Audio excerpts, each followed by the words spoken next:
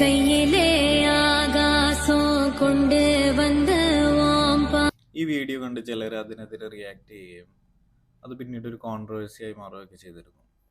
പക്ഷെ നമ്മുടെ വിഷയം അതല്ല.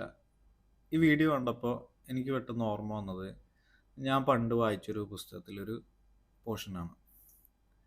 ആ പുസ്തകത്തിൻ്റെ പേര് first they kill my father. അത് കംബോഡിയൻ സിവിൽ വാറിൻ്റെ കാലത്ത് പോൾ പോട്ടിൻ്റെ ഖെമേർ റൂഷ് ഭരണത്തിന് കീഴിൽ ഒരു ചൈൽഡ് സോൾജറായിട്ട് ജീവിക്കേണ്ടി വന്ന ഒരു കുട്ടിയുടെ ആത്മകഥയാണ്. ഓതറിൻ്റെ പേര് ലോങ് എന്നാണ്.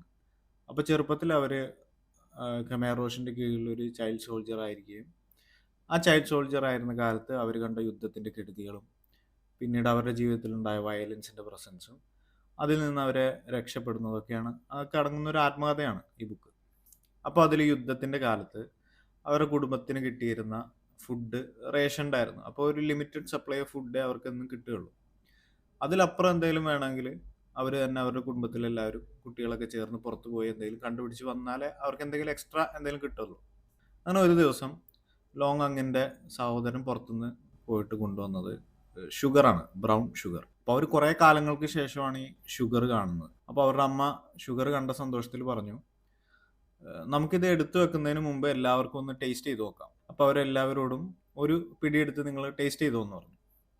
അങ്ങനെ വരിയായിട്ട് മക്കളൊക്കെ ഇത് ടേസ്റ്റ് ചെയ്യാൻ നിൽക്കുകയാണ്. അങ്ങനെ ലോങ് അങ്ങനെ ടേൺ എത്തുന്നത് വരെ ലോങ് അങ്ങ് അവരുടെ എല്ലാ വിരലുകളും ചപ്പി അത് മോയിസ്റ്റ് ആക്കി വെച്ചു.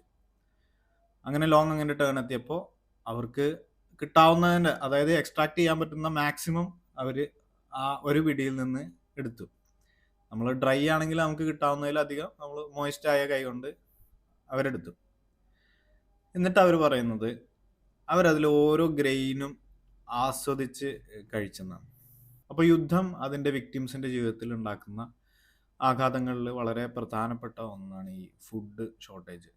നമ്മൾ ഇഷ്ടത്തോടെ അല്ലെങ്കിൽ സുഭിക്ഷമായ ഒരു കാലത്ത് കഴിച്ചിരുന്ന സാധനങ്ങൾ യുദ്ധത്തിന് കീഴിൽ നമുക്കത് കിട്ടാതെ വരും. യുദ്ധത്തിൻ്റെ കെടുതികളെ ഏറ്റവും കൂടുതൽ അനുഭവിക്കുന്നത് അവരുടെ ഫോർമേറ്റീവ് ഇയേഴ്സിൽ യുദ്ധത്തിൽ പെട്ടുപോകുന്ന കുട്ടികളെയാണ്. എല്ലാ യുദ്ധങ്ങളും എത്രയും പെട്ടെന്ന് അവസാനിക്കട്ടെ.